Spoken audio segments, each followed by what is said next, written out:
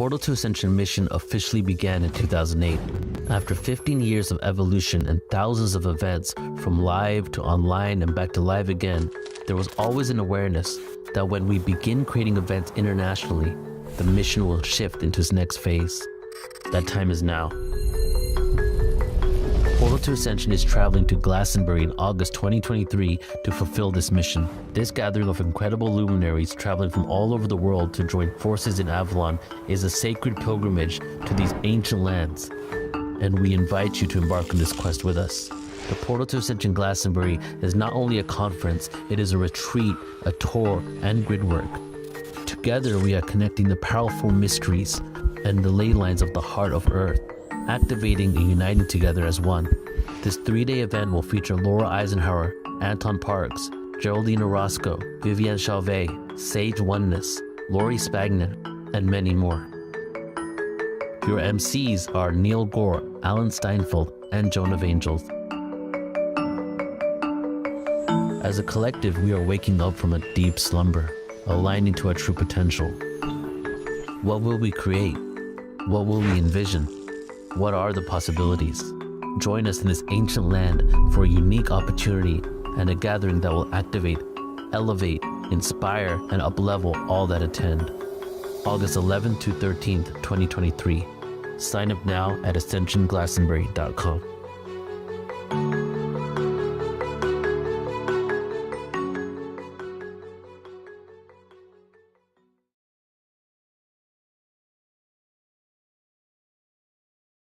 All right, everybody. So I'm excited to be presenting to you now Saryon Michael White, who is a frequent flyer mile person at Portal to Ascension. He's been blasting off on Portal to Ascension many times with some cosmic awareness, was how we started a lot of Arcturian information for the last 4 to 5 years. And then we went, now he's been actually on he's going to be on a quantum timeline jumping conference in December.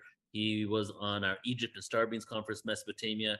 So through his awareness, he's tapped into not only these beings but also other lives on Earth and been able to download the actual history of experiences that he had in these times. So let me go ahead and read his official bio here. Saryon's research into UFOs, ancient civilizations, human origins, and the hidden history of the world took a dramatic turn during his first year of college when he started having out-of-body experiences. Research turned into exploration as he learned how to travel dimensionally and through time in the out-of-body state. Soon he began receiving visitations from angels and ETs that showed the living records of Earth and other worlds. Now, more than 25 years later, he's sharing what he's discovered through his unique journey and process of research, revelation, and psychic exploration. As an author, channel, spiritual historian, and somewhat of an out-of-body archaeologist, Saryon is a guide to the portals and time capsules of living memory that are now opening, helping people attune to what is coming online in the human chakra system with his stories and information. Let's go ahead and bring you on, Saryon. Hey, brother. Hey. Good to see you, man. Yeah, good to see you too. How you doing? I'm good. I really enjoyed that start to the day.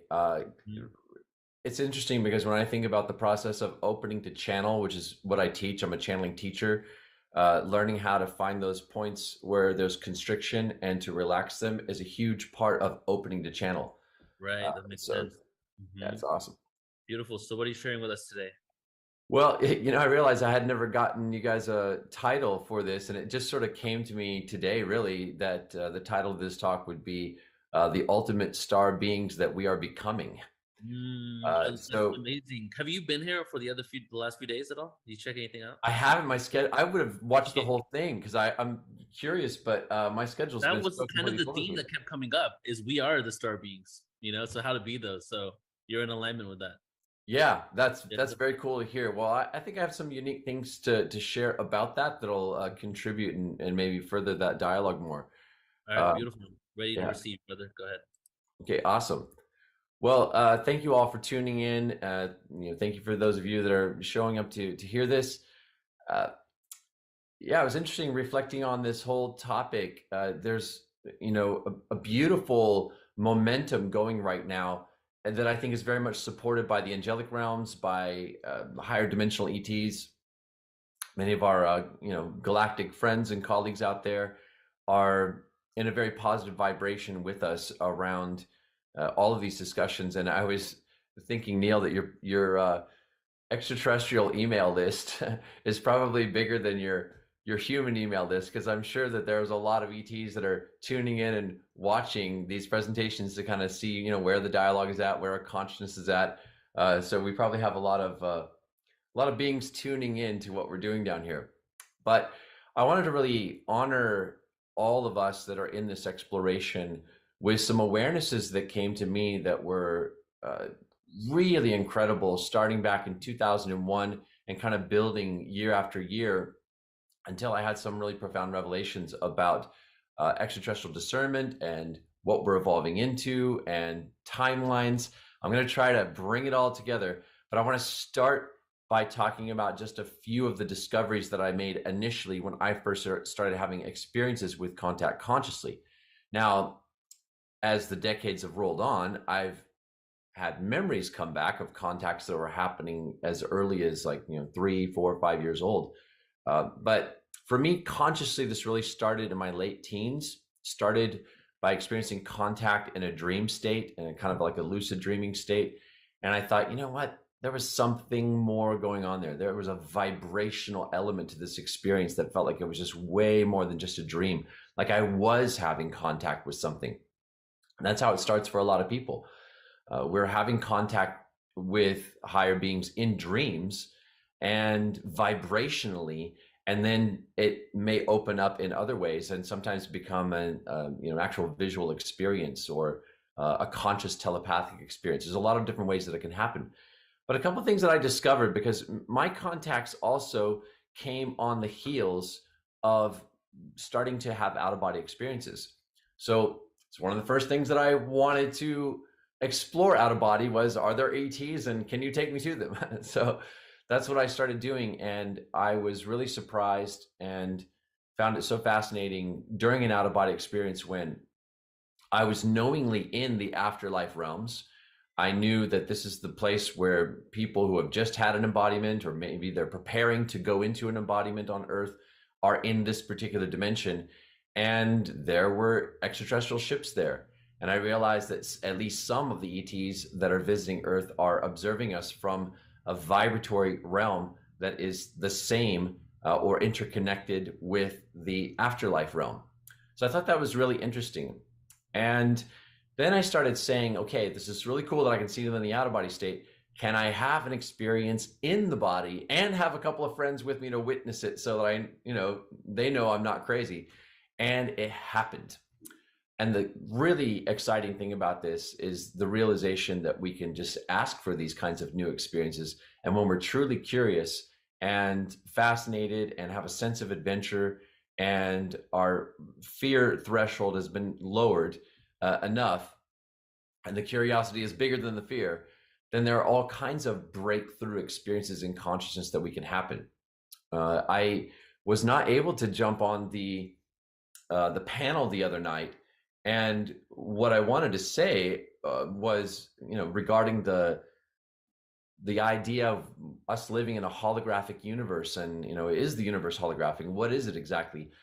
That is a revelation of wholeness, a revelation of our connection to love and light and how everything is made of love and light that anybody can have. I remember listening to people talk about their mystical experiences and experiences of white light before I had one myself. And I started saying, hey, I'd love to have that happen. Could I have one of those, please? And then, it was probably less than a year or so before I had my own experience of that. And I wanted to tell people that anybody can have that. Anyone can have a white light experience, an experience of Kundalini rising, an experience of contact with higher dimensional ETs, an experience of angelic contact. You ask for it, set the intention, and that gets the ball rolling. But we are going to talk about discernment because that's an important part of this too. I always like to give people discernment that maybe have not crossed some of these thresholds yet or had these breakthroughs, because that's important. So another thing that I discovered, and this was something that came as guidance from the ETs that I initially made contact with. I had a few experiences of contact, And after a few, my fear threshold was really, really low. I was ready for anything. I was ready to head off into the wilderness where I'd had some of these contacts and be picked up by the ship and, go off and visit some other world, or at least go aboard and have a ride and come back and be able to tell the world about it. I mean, I was, 19 years old at the time, and I was ready, as I know many people that are awakening as starseeds feel this same readiness. Like, okay, come on, just come on down here. And I mean, I talk to people all the time that say that they want to buy a piece of property and have a landing pad on their property for the Arcturians to come down. So I was really in that same boat of wanting it so badly.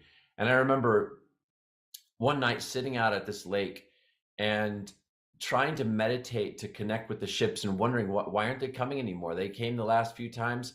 We had sightings in the sky. We had telepathic contact. Why aren't they coming? And I remember at one point I went deep into meditation, and I had this beautiful image hit my third eye of seeing this Pleiadian light ship that was so vast. It must have been like a mothership type ship.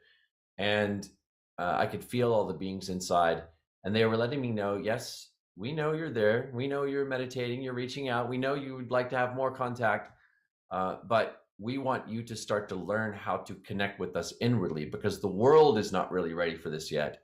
And there's a lot of other steps that you're trying to skip that need to be addressed in your evolutionary process. So, we came in to jumpstart the evolution and to help get the ball rolling in the right direction. But now you need to learn how to connect with us in your own body telepathically in a way that's grounded and connected to the earth. And I got that message on a number of occasions that same year. And I realized, okay, I'm not going to be able to go aboard a ship anytime soon, at least not in my body. I've done it in the out of body state. But I started learning how to meditate, learning how to channel, learning how to connect with these higher ET guides telepathically. And when I did that and focused in this more grounded approach, then I started having other guides introduce themselves. The Arcturians introduced themselves. They took me through a training process. They upgraded me as a channel. They helped me to start to be able to channel them, which I've done many, many times now, even on the PortalToAscension website. So those are a few of the things that I discovered early on. One final thing that really struck me was there were some experiences of feeling the multidimensional DNA come online in the body. And I noticed that there was a connection between our multidimensional DNA activating and contact. But it wasn't coming about from trying to reach out to have contact. For me, at that point, the focus had become very internal, seeking to go within and awaken to my multidimensionality as an inner experience. And that at certain points drew in very profound experiences of ET contact that were complementary to the process of the multidimensional channel coming online. So I thought I would throw that out there because I know there are opportunities. I mean, there are people that do lead retreats to go to certain sacred spots and places where you can have contact, or potentially have a sighting or some kind of an experience. I've even led them myself. I've been on one of the ones that Dr. Greer's done. I've led a couple on my own, and it is something that is a possibility. However, it's even more available to you to learn how to receive the connection inwardly. And I'm going to give you some keys about how to align with that. So coming to the subject of the ultimate star beings that we are becoming, one of the most interesting contacts that I had back in 2001, I was starting to channel and guide people through meditations publicly for the first time. And I was in Crestone, Colorado, guiding a group of people through this ceremony and this meditation. And I perceived what felt like the light of a star, but I knew that it was not like a normal star. I knew this was a being. This sort of felt like a multidimensional light ship, but it resonated like a star spiritually. And I didn't know what this was. What is this? The following year, I did another conference, and the light of this star appeared in my consciousness again, like it was, up in the sky, an invisible star. And the radiance of it poured through me during another one of the meditations. And I became aware that this was light coming from our future selves as a race of galactic beings that had graduated from physicality. We had ascended fully. We were in our light bodies. We had all entered into one vehicle of consciousness, which was this body of light that I was calling the star. And they had traveled back in time to witness the birth of a human unified consciousness in this century that was the beginnings of what they became. And I thought, this is fascinating. This is really cool to see this evidence showing up of what we are endeavoring to do now to awaken as a species, to become conscious, to cross this threshold of awareness that we are one, that we are part of a galactic community, and to see that that has played out on this timeline of ascension that leads to this graduation. And then we get to come back in time and interact with ourselves in the past, or at least witness how it all happened. Well, in 2006, my connection to that star, that body of light, and that collective from the future opened, and I started receiving messages from our future selves. And they said that they wanted to describe for us some aspects of the shift that we are going through now from their memory of it. They were allowed to give us certain kinds of information. There's a lot that they can't tell us, but there are certain pieces of information that they were bringing through. And one of them had to do with crossing the threshold into awareness of the galactic community. They said that this is one of the biggest things that is going to happen in this time reference, that this is not just an intellectual shift.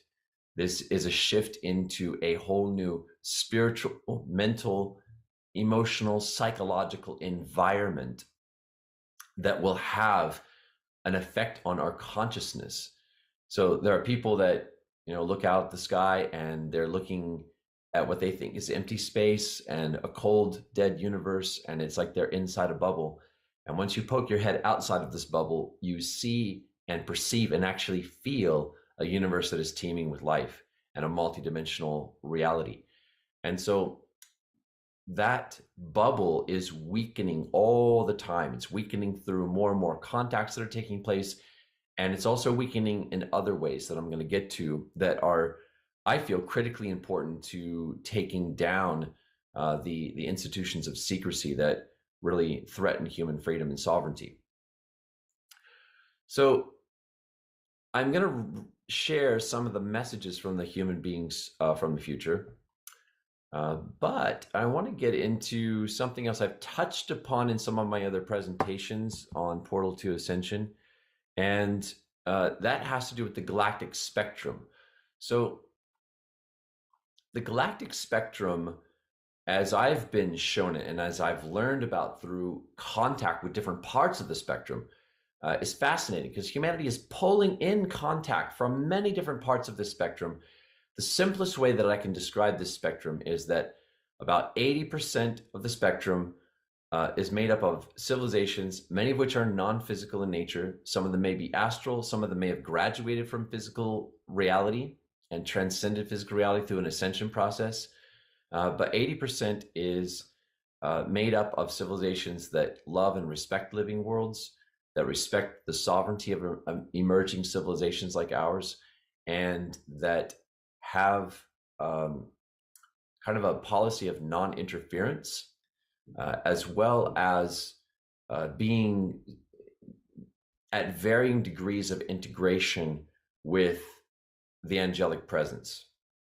On the other side of this, you have the 20%, which is beings that have not become fully integrated with the angelic presence, or are even in touch with an angelic presence, and they may still be in some degree of density of physicality, and these are civilizations that have needs for physical resources, and they may have agendas for how they deal with emerging worlds like ours to try to get access to our resources. So there are issues of discernment. And because we're dealing with this spectrum, it's helpful to know, like, which side of the spectrum are we aligning with, depending on the choices that we are making collectively. So that's one of the things that I would like to get into. I'm very much an angels first person when it comes to connecting with anything galactic. I'm known as a Galactic Channel, but how that came about is that I learned to make the angelic presence the clearinghouse for everything that comes through me as a channel, so that I stay always aligned with the angelic part of the spectrum. Now, I have had plenty of contacts with the other part of the spectrum. I've had contacts and experiences with interfering ETs. I've even stopped an abduction process from taking place. There were attempts on one particular night that happened probably 8 different times to try to take me, and I was able to resist through the sacred powers of the earth that I was embodying, and to prevent this from happening and to thwart it. So I've had really a full range of different experiences with different parts of the spectrum. So I want to go into, well, first I want to talk about the humans from the future a little bit more, because by the time we end, I want to do a little bowl activation for you guys. I want to make sure I have enough time for this, because I want to do a little bit of an intention setting with all of you to connect with the light of this star, which actually represents a feedback loop that is opening in our consciousness to connect with the ascension timeline. Now, I was able to leap ahead into the ascension timeline, and I had one visitation in the out-of-body state where I went more than 3,000 years in the future, and I saw that the earth itself had ascended to a higher vibration. Everything was glowing with light inside of it. Human beings were beings of pure love and light. We had a unified chakra system. We were all connected to each other from within. And I want to describe something really interesting that I witnessed about the shift from where we are now to how we got there. There was a lot of stages in between, but I want to make one simple point clear. What we are working on now is developing this layer of energy in our auric fields that is a vibration of wholeness. When we are focused upon our wholeness, and when we have been able to cultivate and activate and support wholeness in human consciousness, it actually creates a field that's like an energetic skin that surrounds our bodies, and we wear the vibration of wholeness. Well, in that future, what I saw is that all human beings looked very similar in outer appearance. There was very, very little, if at all, any difference between one human being and another in outer appearance. We all wore that skin of wholeness, but that had become our expression, except when we chose to kind of unzip that outer aura and to allow, excuse me, to allow the inner distinctions of our character to emerge and to be shared vibrationally. And I had an experience because I was in the body of one of these beings, and I saw that we all look the same, very much how the Arcturians are. They all look very much the same outwardly, but their individuality is contained inwardly as a vibration, and not as something that appears outwardly in the way that we all look so different from one another. So I was in this body, and I met somebody that was a soulmate, and I had this experience where it was like we were unzipping the outer aura and allowing these inner colors to shine through and to be shared as a celebration of our connection and our uniqueness. And it was kind of like a tantric process of union vibrationally. And I knew that this was something that we all do in the future. We're all having a lot of really beautiful vibrational experiences with each other that are very blissful in that reality. And there's no jealousy and there's no fear of intimacy. We all are very, very connected to practices of sharing energy and consciousness that are very profound. And we all We also can fly, we can change shape, we can move around interdimensionally. Eventually, in that reality, we will complete our journey on the earth and enter into this vehicle of light. And before we journey to the stars to go and be like the Arcturians are now to us as midwives to an emerging world, which that is going to happen, I was shown that as well. Before that happens, we will go back in time and have the interactions that they are having with us now and that we are now opening to.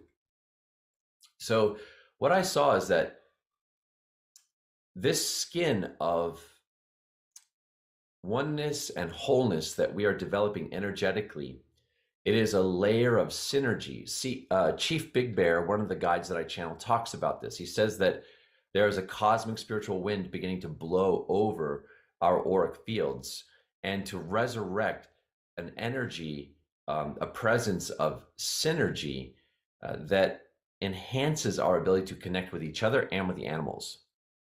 And because of that, we're going to be able to start to have deeper experiences of connection with each other and to discover this synergy between our chakras that is going to be key to the ascension process moving forward. That has to be discovered and awakened more and more until it becomes part of a global spiritual practice to know about this synergy, to know about this layer in our auras that can be activated when we focus upon it, and to develop practices of sharing focuses of attention that spark the synergy, that amp it up to help us to build vibration so that it can be shared and extended to more and more people. And eventually that is going to be part of how we awaken the rest of the world through a collective focus on that energy of synergy, so that it eventually just appears between all chakras. And that'll be the beginning stage, the foundation of becoming a civilization like the Arcturians. So the difference between who we are now and who we are, 3,000 years from now, is that along the way, we went through stages of wearing the vibration of wholeness and oneness and learning how to do these practices of focusing on the synergy and building vibration. And yet, in many of these evolutionary stages over many centuries, we still retained our individuality. We still wore our individuality as well. And we had the skin of wholeness, but we still look very individual. Gradually, there's a shift in focus that takes place, and eventually our focus becomes less on what makes us individuals and more on the presence of that skin, such that that becomes our outer appearance, and it contains the individuality inside as a vibration instead of as a physical body. So the physical body is going to be the anchor for anchoring more and more light until we eventually shift our focus and become more focused inside of that vibrational skin. So I thought that was very interesting. So how do we get there? And what role does ET contact play in all of that? I'm going to come to some slides that I have here. So give me just a moment. I'm going to do a share screen.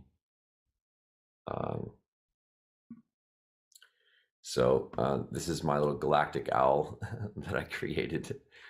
I've got a big connection with owls, and they've been portals for me to connect with a galactic race of owl-like beings. But I'm going to get to that in a little bit here. So I have 7 steps, and I've talked about these 7 steps in a previous webinar, but I'm going to go a little deeper into this. So Earth first. The animals are our portals to other worlds. We need Earth-based intelligences for our discernment. Becoming conscious of the animals restores part of our divine intelligence and the full functioning of our brains. Animals hold connections with other worlds and families of consciousness in the galaxy. If we treat the animals with great respect, this will bring our connections with galactic intelligence online in our consciousness. Dolphins and whales in particular hold discernment about ETs. Now, I've had some profound experiences with this. This was a teaching that the Pleiadians first gave me, and I decided that, okay, I've got to give this a go. So instead of focusing on like, how do I get aboard a ship sometime soon? How do I become one of these, first wave emissaries and ambassadors to the universe and get to, travel to other worlds and come back and tell the world about it? Well, I decided to let that go and to focus on this 1-1 vibration with the animals, holding equality with the consciousness of the animals and receiving the way in which they are also awakening and forming part of the group Merkaba that we are entering together to eventually become a race of galactic beings with some of the animals that are going to be joining us on that vehicle of light that will eventually travel to other worlds. So I focused in this way, and I'll give you an example, because I focused on spiders for a while in this 1-1 vibration, and I just brought so much love and respect to the energy of the spiders. And if I caught a spider in my house, if I saw one in my house, I would catch it and release it. And I did so with such respect. And then this connection opened up between the consciousness of spiders on Earth and the consciousness of galactic spiders. And these galactic spiders became some of my teachers. Had the same thing happen with squid and cephalopods, connected in a 1-1 vibration of equality and oneness and wholeness with cephalopods, and it linked me to the light bodies of these profound cephalopod beings on other worlds that are some of humanity's allies in the universe that support human sovereignty. So I've had so many connections like that. So I'm going to come back and see if I can go through these, fairly quickly. So another thing, human unity and sovereignty over identification with ET. We want to allow the Earth to play the role that she's playing in unifying us. So the Earth and the angelic presence, Archangel Metatron, the family of light, along with the technology of the Great Pyramids, which is still playing a role in our awakening, are activating human unity and sovereignty in relationship to the galactic community. Focusing on the new synergy between human beings and our chakras will strengthen our connection to an emerging human collective of light-bearing energies. This key to our ascension process is how we will align with the most highly evolved ETs. Number 3, angelic integration over integration with AI. Angelic integration aligns us with the angel integrated ETs. Give me a second here. Okay, the ETs that want us to align with the part of the spectrum that they are in. There are ETs that want us to align with the part of the spectrum they are in, which gives them an advantage over us. We're talking about the 20% side of the spectrum that may have agendas. They have been seeding the idea that integration with AI in our brains and consciousness will make us like them, as if they represent what an advanced civilization looks like. This is a really key piece of discernment. I meet people all the time that have received part of this seeding. They've been seeded with the idea that integrating with AI and brain chips, this is going to make us like the most advanced ETs. And I promise you that is not the case. I'm not anti-AI. I think AI is actually going to be essential for what we're moving into for various specific purposes. So what I've been saying here is, while AI has its place, AI will not understand or seek to preserve all of our divine and creative potential, whereas prioritizing our connection with the angelic presence and human synergy will align us with our true divine blueprint. Even Archangel Metatron asks us to look beyond the starseed awakening and seek to become angelic starseeds that model the integration of both angelic and ET consciousness. Opening the channel in the path of integration. So this is what I was talking about before when they asked me to focus on the interconnection to the advanced ETs. Interconnection and telepathy with spiritually advanced ETs is more available than outer contact at this stage. I mean, we are going to progress towards more and more outer contact, but the inner contact is actually more accessible. Cultivating our powers of consciousness will help equalize the playing field and help us stay in touch with inner resources of divine intelligence as we open to connect both inwardly and outwardly. Opening to channel your angelic guides and going on a path of integration with the consciousness of humanity's teachers, the Ascended Masters, will naturally lead to ET contact with those aligned with our individual and collective spiritual blueprint for awakening. Learning to channel and opening to contact are a natural fit, as our channels are multidimensional and the gateway to integrating all forms of contact as part of an inner awakening to our multidimensionality. So, I can't tell you how many times I've had contact with higher dimensional ETs as a channel through channeling. That's happened far more than the outer contact that is, visual and telepathic, even though that's available as well. And I hope to be facilitating more contact retreats when the calling is there to do so. But for now, I'm teaching channeling. Equality, this is a big one. Anchoring light and holding a 1-1 vibration, ending games of inferiority versus superiority. Holding equality with each other and the animals activates a field of equality and oneness that protects our ability to qualify what kinds of ETs can enter the resonance field of the earth. The circle is the vibrational key to the 1-1 vibration. The 1-1 vibration is a vibration of perfect equality of being. I am one, you are one. We are both equally one with each other and equally one with the circle of life. Anchoring and grounding light must become a global spiritual practice for our ascension. Human equality is a bridge to higher levels of ET contact. And this is actually a quote from an unpublished manuscript. Our true friends in the galactic community watch us from a distance, awaiting the day that they will be able to meet us as equals through a mutual acknowledgement of oneness. And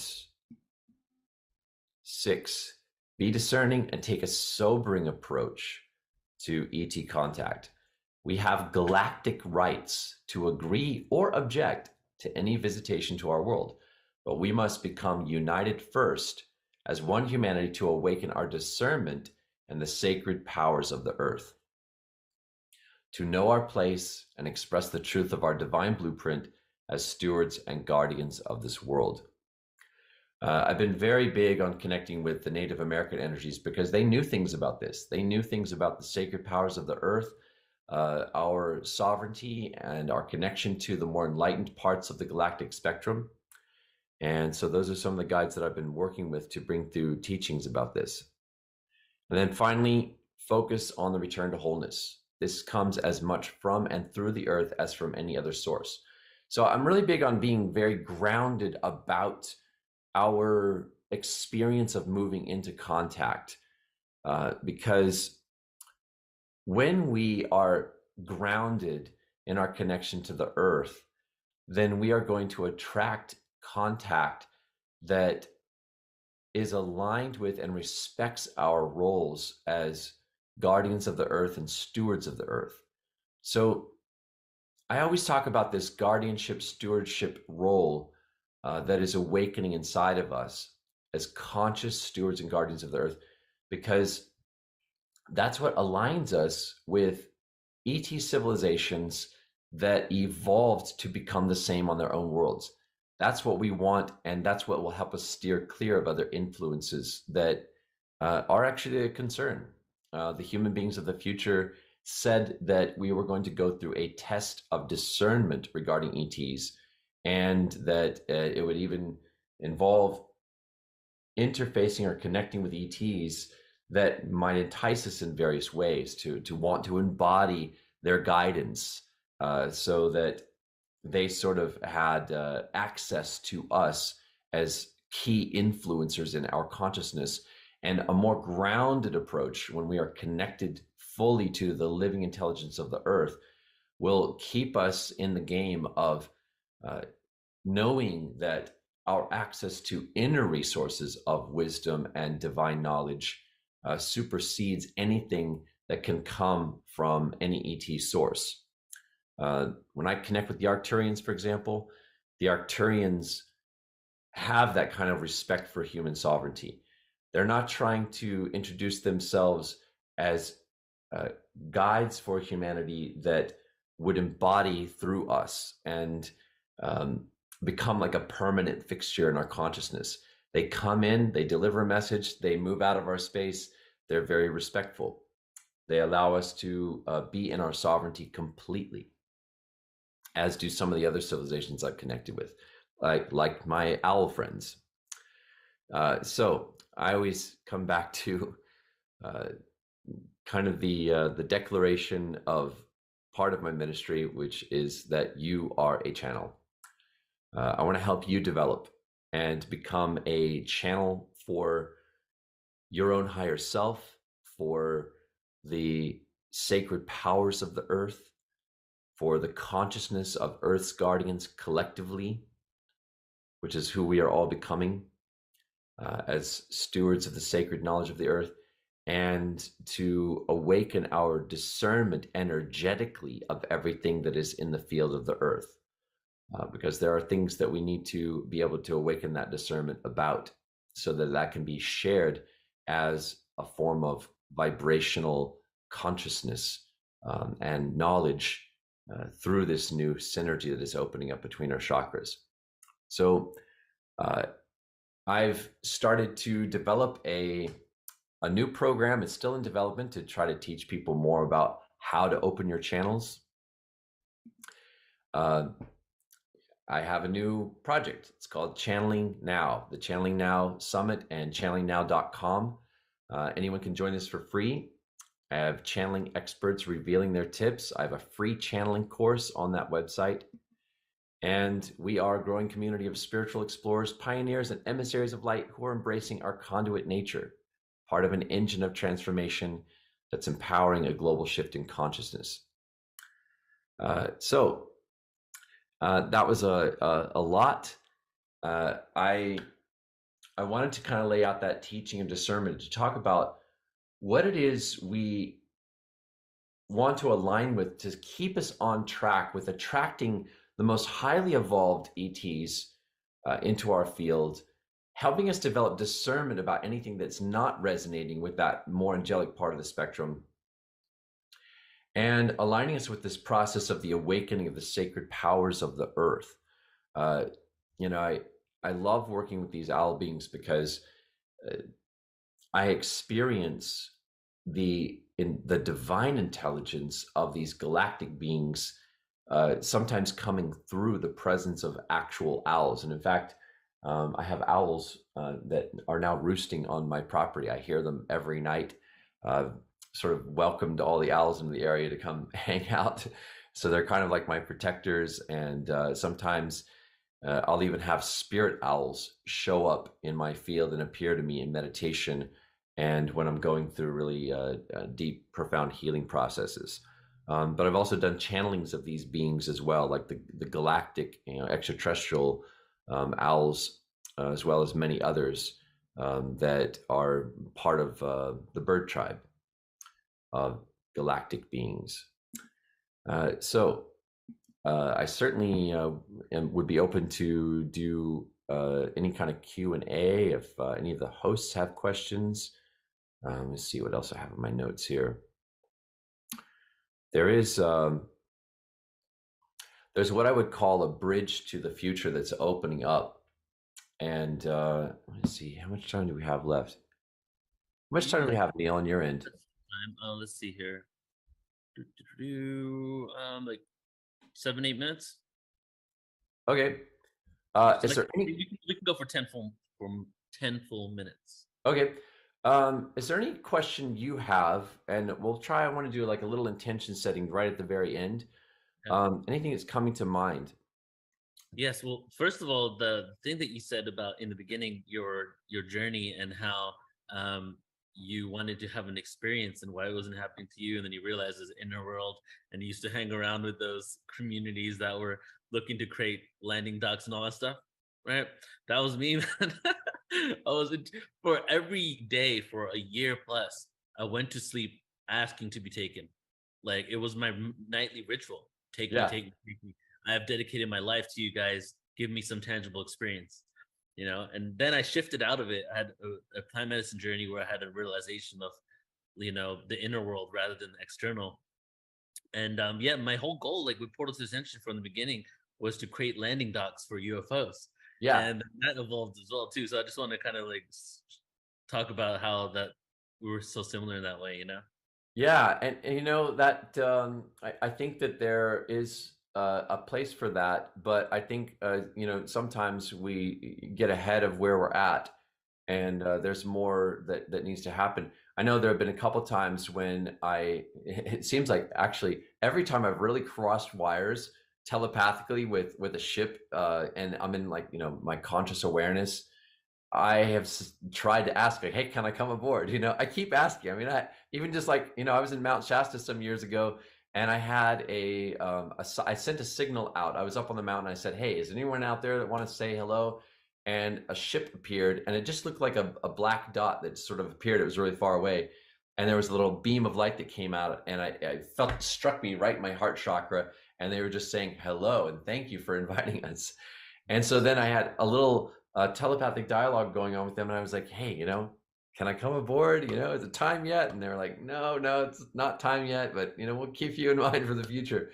But I also did hear from one group where I was trying to entice them. I was like, I want to see your home planet. You know, it's like giving them the invitation. Like, if you want somebody who's really willing, I'll go. And they said that, you know, if we actually took you to our home planet, traveling at, you know, faster than light, and then coming back, then, you know, many years would have passed on Earth. It might only be, like, you know, a month for you and us, but you would skip out on so much of your purpose for being here. That's not going to work. And that was how they shut it down that particular time. I feel like they've given me different reasons why it won't work yet, but I think it's going to work one day. Well, you've seen and experienced things through the inner traveling, right? Through astral travel. Yeah. Yeah. No, I actually think that there will come a time when we will be in dialogue and contact, like regular contact with certain civilizations, that'll be a match for us at the time. And we will eventually have groups of people going off planet.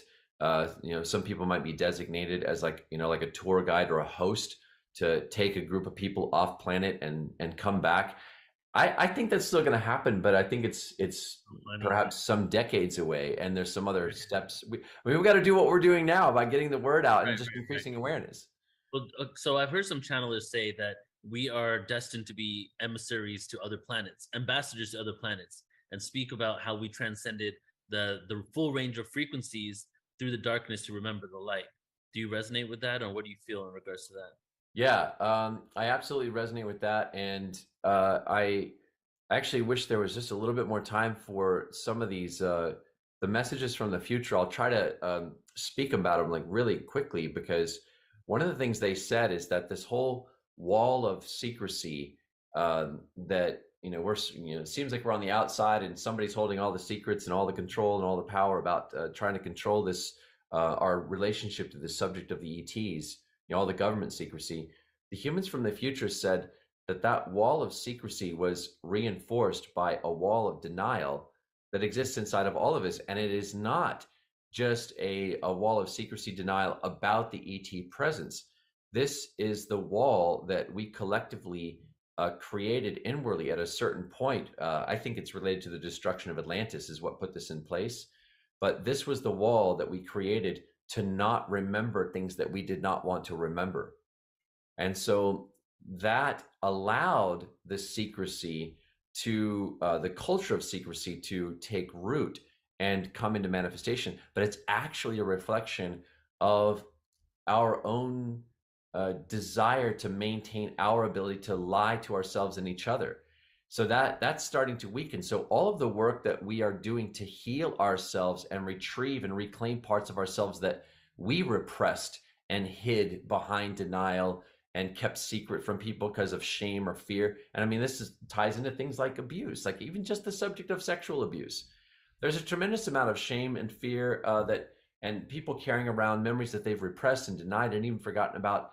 When we do the healing work to reclaim those aspects of ourselves, it actually weakens the wall of secrecy and denial as a collective construct. And eventually, when enough people break through these barriers inwardly and we become more whole as human beings, then the wall of secrecy as an outer experience that protects the culture of secrecy is going to come down, and the people involved in those organizations will walk away and say, we're not having anything to do with this anymore. I think you explain this in such a unique way in regards to the, like, yes, we need to heal a trauma so that we can be whole people, so we can be stewards of the earth, and we can have galactic communication. But what you're saying in regards to secrecy, it's almost like it was created and then we self-perpetuated it by inducing more and more traumas to keep us away from that truth, right? Is that kind of what you're saying? Yeah, that's an element of it. There, it's actually fairly complex, and there are different subjects that we can sort of delve into. I might touch upon this a little bit when we get into like the Atlantis conference, because I feel like that's where it was put in place. Our whole concept of time and linear time is actually connected with the decision to put the wall of secrecy in place, because linear time, the lens of linear time, is actually what creates us to not remember the ancient past. And that's because there are specific things that we wanted to forget. Right. So we actually have to turn and face the darkness within ourselves, and turn and face the fears that we have of our true sacred power, the power of our connection to a field of light, which amplifies our ability to manifest. I mean, these are things that have to be faced so that we can tear down the wall of secrecy and allow all the secrets to come out. Right. And it has to be something we do on like both a personal and a collective level. Right. So I know you want to do an invocation or something in a moment here. I just want to just add to that right now. And what I'm getting from what you're sharing is that it's almost like we don't want to forget the fall of Atlantis and this collective trauma, right, that occurred on the planet. But when we look at things linearly and we're not even able to see it singularly, or even beyond that, we're not even able to, we have a denial about the advancements and the spiritual evolution of our own humanity, because we're stuck within this linear progression. We feel that it's almost like it's a whole belief system shift for the whole planet for us to realize that we could have been more advanced before, and that we actually devolved and are regaining our consciousness now, right? Yeah. But there's another element to this that's circular, because the Atlantis civilization specifically also was part of a feedback loop with the future. And so we actually, this is going to sound really nonlinear, but in this time period, in order to pass the lessons of discernment that we need to pass now, we actually created the civilization of Atlantis to be what it was, so that it would set up the lessons that we are evolving through now. And it's very circular. It's beautiful. It's why you can't judge anything that's happened, because it's all happened for our evolution, right? Yeah. All right, brother. So that's it's cool. All yours. You want to lead us into something? Yeah, let's just end with just I love just having a little bit of vibration here. And the human beings of the future, they told me that millions of people were going to cross a threshold and be catalysts and this is a threshold of connection with the ascension timeline and the future from which we emerged as them, to come back in time and plant the seeds of the ascension timeline, and to basically inform us that we did it. So we're beginning this ascension pathway, and then in the future we come back in time and say, hey, it worked. But there's a lot more. I mean, there's information that's about our discernment. There's information about what the shift will look like over time. But more importantly, the seed of our unified consciousness, of the potential of wholeness, and all of the things that our future selves can begin to share with us now about each of our individual and our collective roles in this time period to align with that future. We want to open the channel to that. So I'm going to just invite the light of our collective ascended future as this singularity of consciousness, this star of wholeness, love, light, the feedback loop that is opened, that is allowing our ascended future selves as a unified collective to commune with us vibrationally and to confirm our ascension paths, and to give us whatever vibrational keys that we can receive individually and on behalf of an emerging collective for this ascension path. So let's just ask for the divine and sacred mirror of our highest potential to reflect inside each of us. Imagine that there is a mirror that is being placed in front of you. And when you look in the mirror, you see yourself as one of these ascended humans of the future that is no longer bound by gravity, that can float and hover and fly, that wears the skin of wholeness and oneness, that vibrates with pure, pure joy, and that embodies the whole of our knowledge of each other and the earth. Imagine you can see the version of yourself, not a self that you will become in this lifetime. This is more like a future incarnation, but a self that can inspire you about how important the steps you are taking now to make that future possible and to create the foundation for that ascension inside your own life.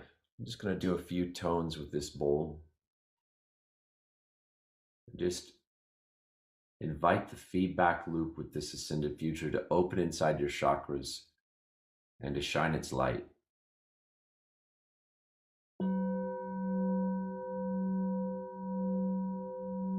A future of integration with the angelic consciousness. A future of wholeness with the earth.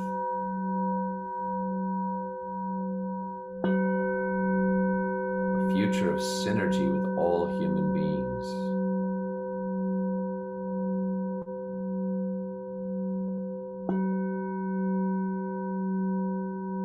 Future connection with the sacred knowledge and powers of the earth.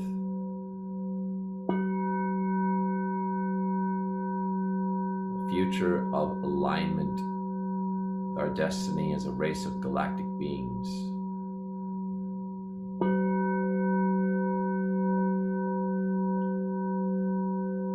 I am the future of one humanity awakening now. We are the future of one humanity awakening now.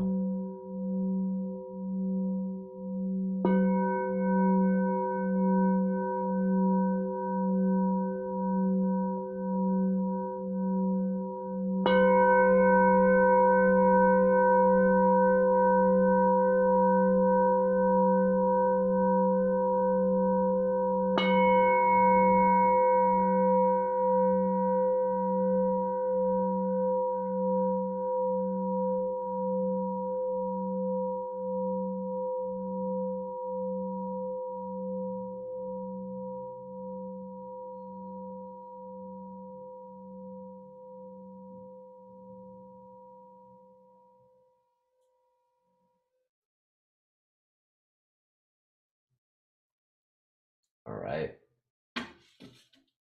Beautiful, brother. Saryon, thank you so much, man, for everything that you do. And just like when working with you for these few years, it's been incredible. Just love everything that you represent, brother. So thank you. Yeah, thank you so much. Thank you, all of you. Thank you for having me here, and good luck.